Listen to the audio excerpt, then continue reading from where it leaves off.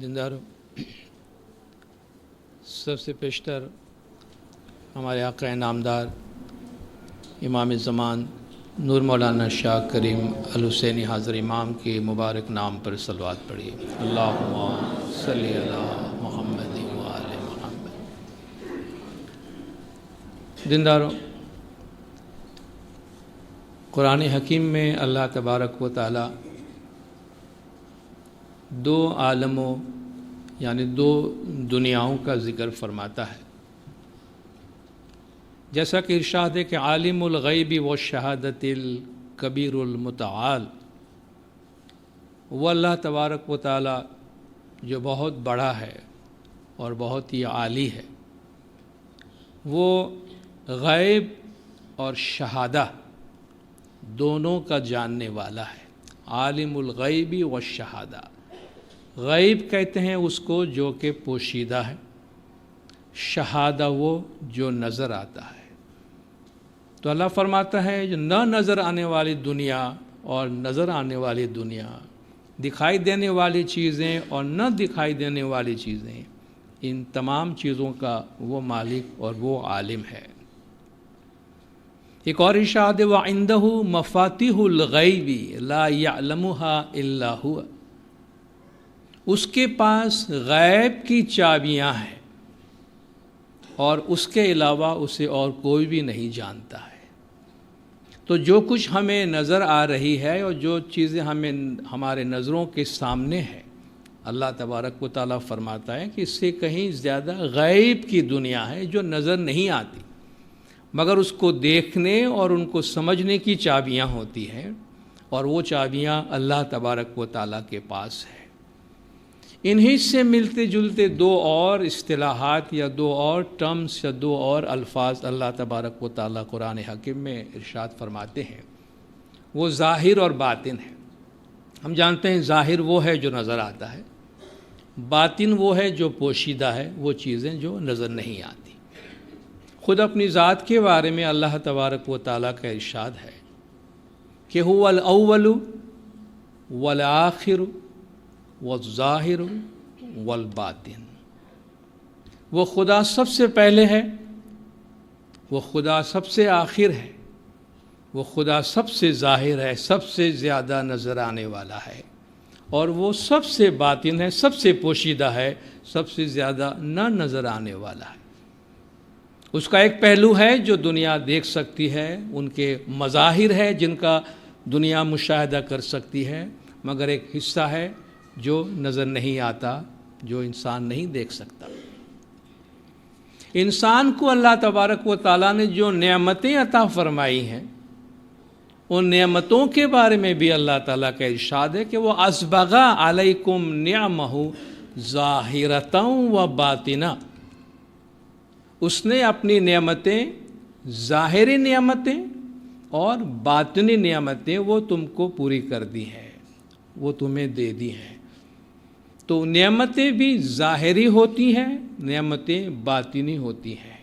اللہ کی وہ نعمتیں جن کا ہم مشاہدہ کر سکتے ہیں، جن کو ہم جان سکتے ہیں، جن کا ہم تجربہ کر سکتے ہیں، جن سے ہم محظوظ ہو سکتے ہیں، مگر اس کے علاوہ باطنی نعمتیں ہیں جن کے بارے میں ہم نہیں جانتے، جو ہمیں نظر نہیں آتی، شاید اس کے لیے ہم اللہ کا تشکر بھی نہ کرتے ہوں گے، مگر وہ نعمتیں ہماری زندگی میں ہیں۔ اللہ تبارک و تعالیٰ فرماتا ہے کہ ہم نے تمہیں ظاہری اور باطنی دونوں نعمتیں عطا کی ہیں۔ تو ان الفاظ میں اللہ تبارک و تعالیٰ ظاہر اور باطن، دکھائی دینے والی اور نہ دکھائی دینے والی چیزوں کا تذکرہ کرتا ہے۔ اور اگر ہم اللہ تبارک و تعالیٰ کی تخلیق پر، کائنات پر اور کائنات کی چیزوں پہ غور کریں تو ہمیں پتہ چلے گا کہ اللہ تبارک و تعالیٰ نے جتنی بھی چیزیں دنیا میں پیدا کی ہیں، ان کا ایک ظاہر ہے اور اس کا ایک یا ایک سے زیادہ اس کے بواطن ہے، باطن ہے، ان کا اندرونی پہلو ہے۔ مثال کے طور پر ہم سب فروٹس کھاتے ہیں، پھل کھاتے ہیں، اور ہمارے سامنے یہ بالکل واضح ہوتا ہے جب آپ ایک پھل اٹھاتے ہیں تو اکثر آپ اس پھل کا ظاہری حصہ یا اس کا آؤٹر ایسپیکٹ اس کی جو کھال ہے، اس کا جو چھلکا ہے، اس کو آپ نہیں کھاتے ہیں، اور آپ شاید وہ چھلکا کھانے کے واسطے وہ پھل خریدتے بھی نہیں ہوں گے۔ آپ پیسے دے کر ایک چیز خریدتے ہیں، مگر اس کا کچھ حصہ نکال کے آپ پھینک دیتے ہیں۔ یہ اس کا ظاہر ہے، ظاہر کا، بلکہ یوں کہ یہ ایک پہلو ہے۔ تو آپ دیکھیں اس پھل کا ایک ظاہر ہے، ایک چھلکا ہے، اس کے اندر اس کا گودا ہوتا ہے، اس کا مغز ہوتا ہے، وہ مغز ہم کھاتے ہیں، مگر اس مغز کے اندر بھی توانائی ہے جو ہم حاصل کرنا چاہتے ہیں۔ اس مغز کو کھانے کا بھی کچھ حصہ ہے جو بعد میں ہمارے جسم سے خارج ہو جاتا ہے، اور اس کا کچھ پہلو ہے جسے آپ انرجی کہتے ہیں، جس کو ہم توانائی کہتے ہیں، وہ ہمارا جسم اس سے حاصل کرتا ہے، وہ توانائی ہم اپنے وجود میں لیتے ہیں۔ تو اللہ تبارک تعالیٰ نے جتنی بھی چیزیں کائنات میں پیدا کی ہیں، ان سب کا ایک ظاہر اور اس کے ایک سے زیادہ انر ایسپیکٹس ہے، باطنی پہلو ہے، نہ نظر آنے والی حقیقتیں ہیں جن کو ہم تسلیم کرتے ہیں، مگر شاید ہمیں وہ نظر نہیں آتی، ہم ان کو دیکھ نہیں سکتے ہیں۔ بالکل اسی طریقے سے ہمارا اپنا وجود، ہم انسان، ہمارا بھی ایک ظاہر ہے، ہمارے اور کئی باطن ہیں۔ ہمارا جسم ظاہر ہے، ہماری روح باطن ہے، ہماری عقل باطن ہے، ہمارے جذبات، ہمارے خیالات باطن ہیں۔ آپ کسی انسان سے کہیں کہ وہ آپ کو اپنی عقل دکھائے، وہ عقل کے ڈیمونسٹریشن تو کر سکتا ہے، عقل مندی کا اظہار تو کر سکتا ہے، عقل نہیں دکھا سکتا۔ شاید کھوپڑی کاٹ کے، کھوپڑی توڑ کے برین دکھا سکتا ہے، مغز دکھا سکتا ہے، ذہن نہیں دکھا سکتا ہے۔ ذہن دکھائی دینے والی چیز نہیں ہے۔ آپ کسی کا سینہ چاک کر کے گوشت کا لوتھڑا جو دل ہے وہ تو شاید دیکھ سکیں گے، لیکن آپ کہیں جی اس میں محبت کدھر ہے، وہ ذرا کس جگہ پہ رہتی وہ بتاؤ، اس میں احساسات اور جذبات کہاں ہیں وہ ہمیں دکھاؤ۔ کہا وہ ہے تو صحیح، محسوس بھی کرتے ہیں، اس پہ ہم ہنستے بھی ہیں، اسی سے ہم روتے ہیں، اسی سے ہم خوش ہوتے ہیں، اسی سے ہم غمزدہ ہوتے ہیں، لیکن ہائے وہ ہم آپ کو بتا نہیں سکتے۔ وہ اتنی زندہ حقیقتیں ہیں جنہیں ہم ہر وقت محسوس کرتے ہیں، مگر آپ دکھا نہیں سکتے، انہیں آپ دکھا نہیں سکتے۔ انسان اشرف المخلوقات ہے۔ اللہ تعالیٰ نے جتنی بھی چیزیں پیدا کی ہیں ان میں جو ان کی جو قدر و قیمت ہے، ان کی جو اہمیت ہے، وہ ان کی ظاہر کی وجہ سے نہیں ہے، وہ اہمیت ان کے اصل اور ان کے باطن کی وجہ سے ہے۔ انسان اشرف المخلوقات ہے۔ تمام تخلیق میں، تمام حیوانات میں، تمام مخلوقات میں انسان اشرف ہے۔ بھئی انسان اشرف یعنی بہترین کس چیز سے بنا ہے؟ ہمارا شمار تمام جانوروں میں ہوتا ہے، ہم بھی ایک حیوان ہی ہے، مگر ہمیں عقل مند حیوان کہتے ہیں، ریشنل اینیمل کہتے ہیں، حیوان ناطق کہتے ہیں۔ ہمیں کون سی چیز دوسرے جانوروں سے ممتاز کر کے اشرف بناتی ہے؟ ہمارے دو ہاتھ، ہمارے دو پیر، ہمارا سر، ہماری آنکھیں، ہمارے ناک، چہرہ، بال، کیا یہ تو سارے جانوروں کے ہیں۔ ہماری طاقت، شاید ہی کچھ جانور ہوں گے جس میں آپ طاقت سے جیت سکتے ہیں، باقی ہم سے زیادہ بڑے بڑے دیو ہیکل طاقتور جانور ہے جسے ہم کنٹرول نہیں کر سکتے ہیں۔ ہم سے زیادہ سخت جانور ہوتے ہیں جو ہر کلائمیٹ میں زندہ رہ سکتے ہیں جہاں ہم زندہ نہیں رہ سکتے ہیں۔ ہم سے کئی گنا زیادہ عمر پانے والے حیوانات موجود ہوتے ہیں جن سے ہم مقابلہ نہیں کر سکتے ہیں۔ تو جناب عالی، اشرف المخلوقات آپ کو کون سی چیز بنا رہی ہے؟ آپ کا ظاہر نہیں۔ ہمارا ظاہر ہمیں اشرف المخلوقات نہیں بناتا ہے، ہمارا باطن یعنی عقل، جس کے لیے میں نے آپ سے عرض کیا آپ دکھا نہیں سکتے ہیں، کلیم تو کرتے ہیں جی ہم انسان حیوان ناطق، اللہ نے ہمیں عقل سے نوازا ہے۔ بھئی جناب ذرا بتائیے وہ عقل کدھر ہے؟ محسوس سب کرتے ہیں، عقل پہ پوری دنیا چل رہی ہے، مگر ہائے افسوس کہ ہم آپ کو دکھا نہیں سکتے ہیں۔ وہ اتنا ریئل ہونے کے باوجود وہ شہادہ میں سے نہیں ہے، وہ غائب میں سے ہے، وہ نظر آنے والی چیزوں میں سے نہیں ہے، وہ باطن میں سے ہے جس کو ہم آپ کو دکھا نہیں سکتے۔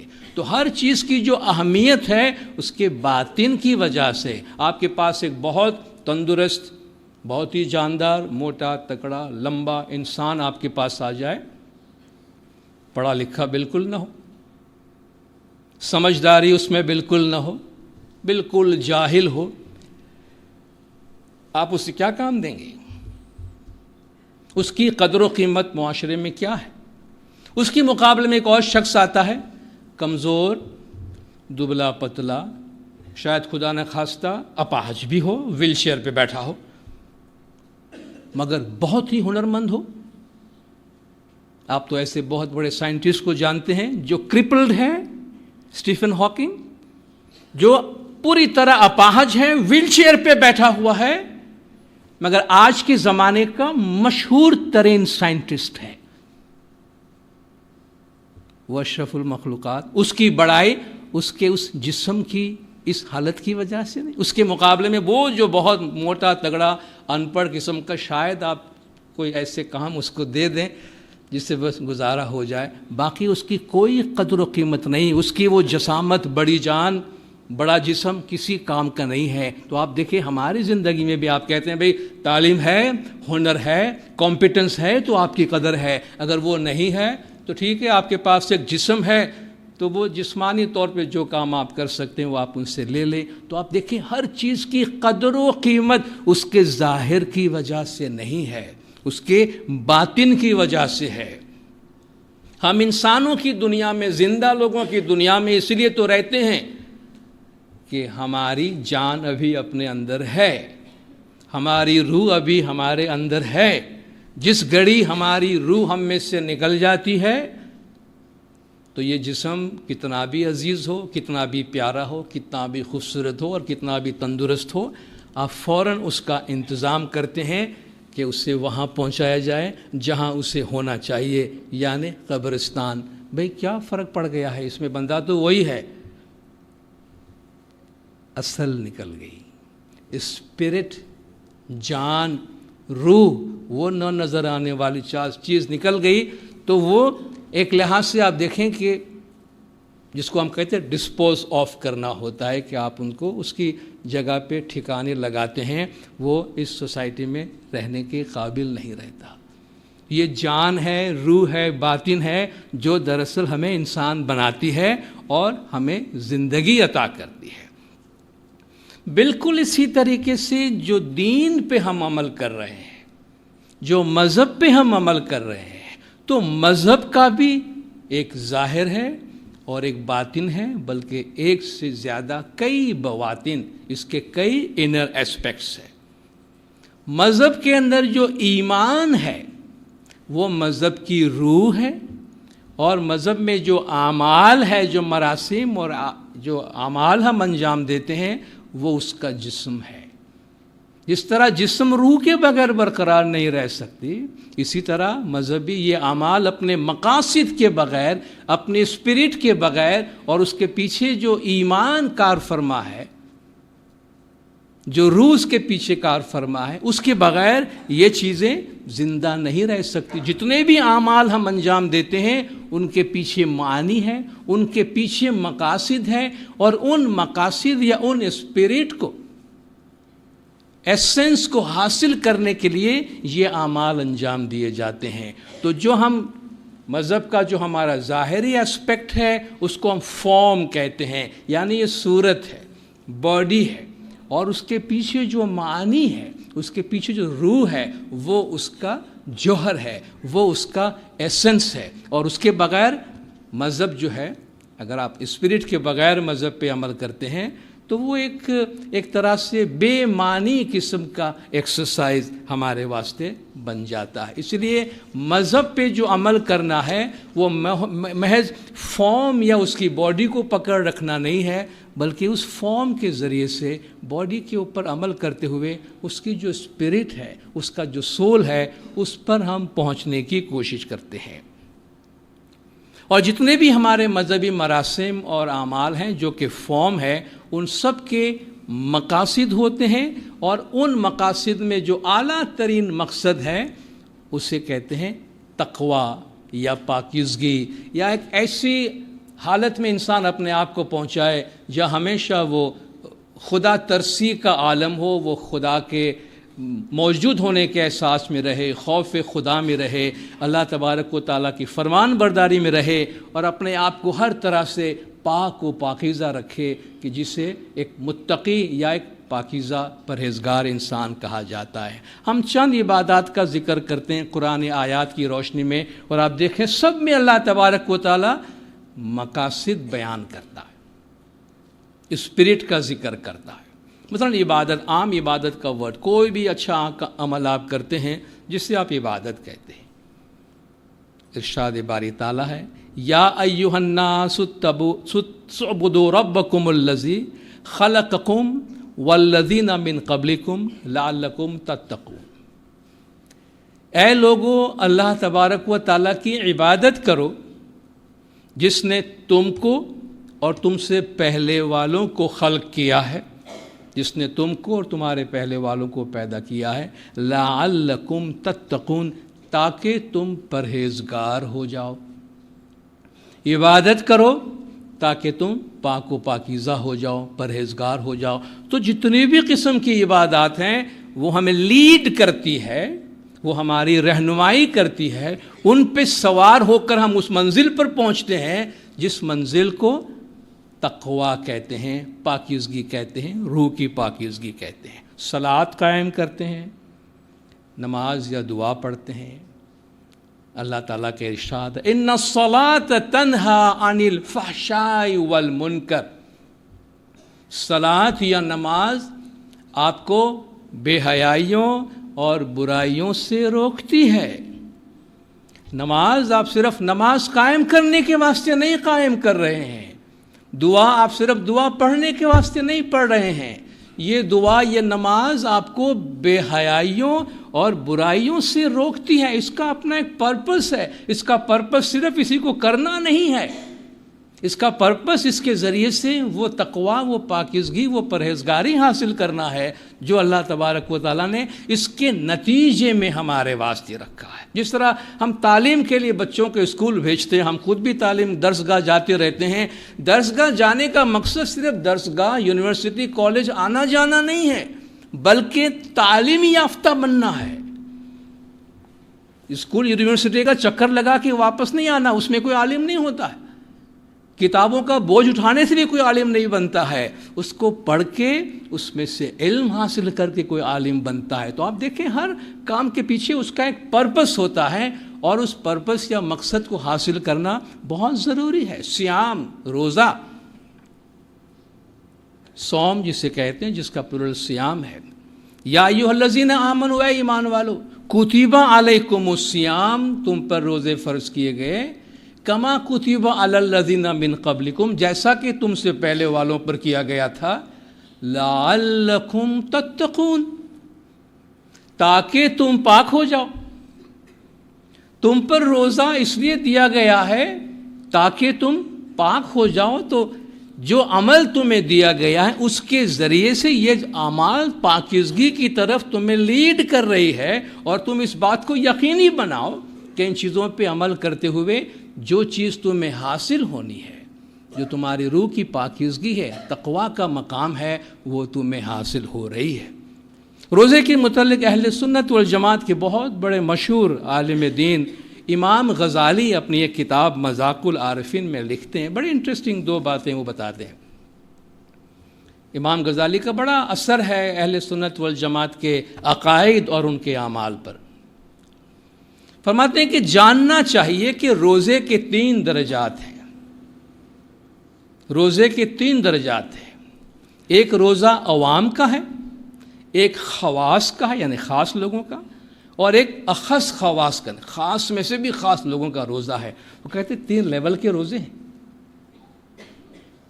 عوام کا روزہ تو یہ ہے کہ پیٹ اور جسم کو اس کی خواہش ادا کرنے سے روکا جائے، یہ عوام کا روزہ ہے کہ آپ اپنے پیٹ کو اور اپنی زبان کو اور دوسرے جن اعمال سے آپ کے جسم کو روکا گیا ہے اس کام سے اپنے آپ کو روک دے، یہ عوام کا روزہ ہو گیا۔ خواص کا روزہ یہ ہے کہ آنکھ، کان، زبان، ہاتھ، پاؤں اور تمام اعضاء کو گناہ سے روکا جائے. یہ خاص لوگوں کا روزہ ہے کہ سر سے لے کے پاؤں تک جسم کا کوئی بھی عضو گناہ کا کام نہ کرے کا یہ اسپیشل لوگوں کا روزہ ہے. اور اخص خواص، اب خاص میں سے بھی جو خاص لوگ ہیں ان کا روزہ اس طرح ہے کہ دل کو بری صحبتوں اور دنیاوی فکروں سے روزہ رکھایا جائے اور سوائے خداوند تعالیٰ کے اور چیزوں سے اسے مطلقاً روک دیا جائے.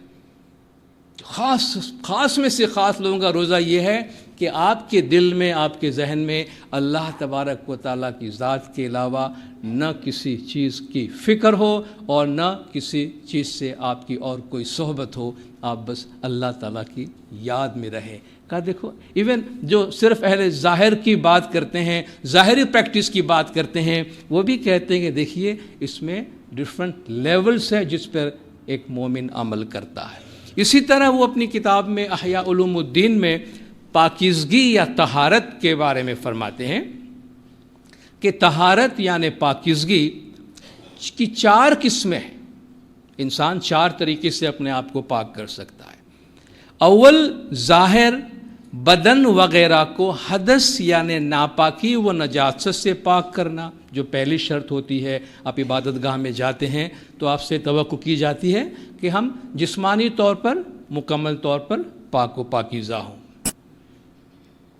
دوم، دوسری قسم یہ اعضاء کو گناہوں اور خطاؤں سے پاک کرنا، ہمارے باڈی کے ہر پارٹ کو ہر قسم کے گناہوں سے اور غلطیوں سے پاک صاف رکھنا، یہ طہارت یا پاکیزگی کا 2nd لیول ہے.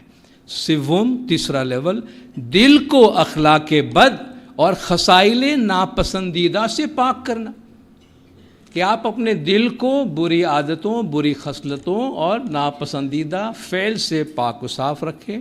اور چہارم، چوتھا لیول، باطن کو خدا تعالیٰ کے ماں سوا چیزوں سے پاک کرنا. آپ کا دل، آپ کا باطن اللہ تبارک و تعالیٰ کے علاوہ باقی تمام چیزوں سے الگ تھلگ رہے، بالکل پیورلی آپ اللہ تعالیٰ کی یاد میں ان کے ساتھ رہیں. کہتے ہیں یہ ہائیسٹ لیول کی پاکیزگی ہے. اور آگے فرماتے ہیں چوتھی قسم انبیاء، اولیاء اور صدیقوں سے مخصوص ہے. چوتھا لیول جو ہے وہ پیغمبروں کے اور ولیوں کے درجات کی پاکیزگی ہے. اور فرماتے ہیں کہ چوتھی قسم میں علت غائی، یعنی اس کا اصل مقصد یہ ہے کہ ہر آدمی کو خدا تعالیٰ کی عظمت و جلال منکشف ہو جائے. کہ چوتھے لیول سے ہمارا مقصد یہ ہے وہ لیول رکھنے کا کہ جو عام لیول کی پاکیزگی والا ہے وہ بھی گریجولی یہ لیول سے آگے جائے اور اس مقام پر پہنچے جو ولیوں کا درجہ ہے، پیغمبروں کا درجہ ہے، جہاں انسان خداوند تعالیٰ کی یاد کے علاوہ ہر چیز سے اپنے آپ کو پاک و پاکیزہ رکھے. تو آپ دیکھیں کہ مذہب کی پریکٹس میں بھی کتنے لیولز کے معنی دیے گئے ہیں. اور قرآن میں اللہ تبارک تعالیٰ کا بھی ارشاد ہے وَذَرُوا ظَاهِرُ الْإِثْمِ وَبَاطِنَهُ، کہ تم گناہ کا جو ظاہر ہے اور باطن ہے ان دونوں سے اپنے آپ کو بچاؤ. یعنی ظاہری گناہ سے بھی اپنے آپ کو بچاؤ اور باطنی گناہ سے بھی اپنے آپ کو بچاؤ. آپ زکوٰۃ کا تذکرہ سنتے ہیں، زکوٰۃ دیتے ہیں، دسون دیتے ہیں، خدا کے راہ میں پیسے خرچ کرتے ہیں. زکوٰۃ کا تو ترجمہ ہی پاکیزگی ہے. زکوٰۃ کا لفظی ترجمہ پاکیزگی اور برکات ہے. خذ من اموالہم صدقتاً، آپ ان کے مال میں سے صدقہ لے لیجئے، زکوٰۃ لے لیجئے.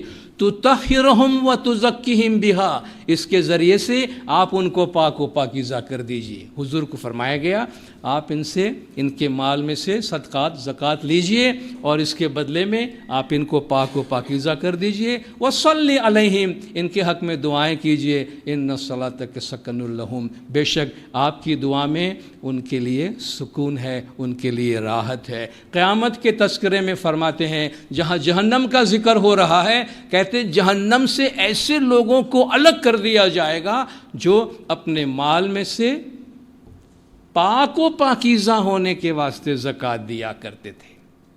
وَسَيُجَنَّبُهَا الْأَتْقَى الَّذِي يُؤْتِي مَالَهُ يَتَزَكَّىٰ، اس جگہ سے یعنی جہنم سے ایسے متقی بہت بڑے پاکیزہ لوگوں کو الگ کر دیا جائے گا جو اپنا مال اس غرض سے دیا کرتے تھے کہ وہ پاک ہو جائے، وہ کلین ہو جائے، وہ پیور ہو جائے۔ جہاد کا ذکر سنتے ہیں، حضور اکرم نے خود اپنے دور میں فرمایا تھا، جب لوگ ایک جنگ جیت کر آئے تو فرمایا یہ تو تم جہاد اصغر جیت کے آئے ہو، یہ چھوٹی جہاد تم جیت کر آئے ہو، اب تمہیں بڑی جہاد جیتنا ہے۔ تو پوچھا یا رسول اللہ بڑی جہاد کیا ہے؟ آپ نے فرمایا جہاد اکبر نفس کے خلاف جہاد ہے، اپنے نفس کو بری خواہشات سے بچانا، اپنے نفس کی بری خواہشات کے خلاف جہاد کرنا، یہ جہاد اکبر ہے، اور وہ تمہیں جیتنے کی ضرورت ہے۔ وَنَفْسِ وَمَا سَوَّاهَا فَأَلْهَمَهَا فُجُورَهَا وَتَقْوَاهَا قَدْ أَفْلَحَ مَنْ زَكَّاهَا وَقَدْ خَابَ مَنْ دَسَّاهَا۔ قسم ہے نفس کی اور اس کی جس نے اس کو درست بنایا، اس نے اللہ نے اس میں اس کی اچھائیاں برائیاں دونوں چیزیں ڈال دی ہے۔ کامیاب ہوا وہ انسان جس نے اپنے نفس کو پاک و پاکیزہ کر دیا، اور نامراد ہوا وہ جس نے اپنے نفس کو دبا دیا۔ اللہ کی راہ میں قربانی لوگ کرتے ہیں، قربانی کا مطلب ہی ہے وہ چیز جو آپ کو اللہ سے قریب کر دے۔ ایک ایسا عمل قربان ہونا، قربانی کرنا جو قرب سے نکلا ہے، جس کا مطلب یہ کہ ہم ایک ایسا کام کر رہے ہیں جس میں ہمارا عقیدہ یہ ہے یہ چیز ہمیں اللہ سے قریب کر دیتی ہے۔ اور فلسفہ اس میں یہ ہے ہمارے اور خدا کے بیچ میں جو بھی چیز آ جاتی ہے جو ہمیں اللہ سے دور کرتی ہے اسے ہٹا دے، یعنی اسے قربان کر دے تاکہ ہم اللہ سے قریب ہو جائیں۔ عام طور پر ہمیں نظر آتا ہے لوگ جانوروں کی قربانی کرتے ہیں، اور اللہ تبارک و تعالیٰ بہت واضح الفاظ میں قرآن شریف میں فرماتے ہیں لَن يَنَالَ اللَّهُ لُحُومُهَا وَلَا دِمَاؤُهَا وَلَكِن يَنَالُهُ التَّقْوَى مِنكُمْ۔ اللہ تبارک و تعالیٰ کے پاس تمہاری ان قربانیوں کا نہ گوشت پہنچتا ہے اور نہ خون پہنچتا ہے۔ ان قربانیوں کے نہ گوشت اللہ کو پہنچتے ہیں نہ ان کا خون اللہ کو پہنچتا ہے، تو بھئی کیا پہنچتا ہے؟ وَلَكِن يَنَالُهُ التَّقْوَى مِنكُمْ، تمہارے دل کی جو پاکیزگی ہے وہ اللہ کو پہنچتی ہے۔ انما الاعمال بالنیات، اعمال تو وہ ہے جو تمہارے دل کے اندر ہے، صرف اس کا فارم نہیں ہے۔ تو اللہ فرماتے ہیں کہ ان فارم میں تم نہیں جاؤ، جو چیز اللہ تک تمہیں پہنچاتی ہے، جو چیز تمہیں اللہ سے قریب کرتی ہے، وہ یہ ظاہری چیزیں نہیں ہیں بلکہ ان کے پیچھے پوشیدہ جو تقویٰ ہے، جو پرہیزگاری کا احساس ہے، وہ ہے۔ اللہ کے ذکر کے بارے میں ارشاد ہے کہ اللہ کا ذکر ہمارے دل کو سکون پہنچاتا ہے۔ الذین آمنوا وتطمئن قلوبہم بذکر اللہ، کسی بھی طرح اللہ کو یاد کرتے ہیں، ذکر کرتے ہیں، بندگی تسبیح پڑھتے ہیں۔ اللہ فرماتا ہے وہ لوگ جو ایمان لائے اور ان کے دل اللہ کے ذکر سے اطمینان پاتے ہیں، ان کے دلوں کو اللہ کے ذکر سے اطمینان ملتا ہے۔ الا بذکر اللہ تطمئن القلوب، آگاہ ہو جاؤ کہ اللہ کے ذکر سے ہی دل کو اطمینان ہوتا ہے، اللہ کے ذکر سے ہی دلوں کو سکون ملتا ہے۔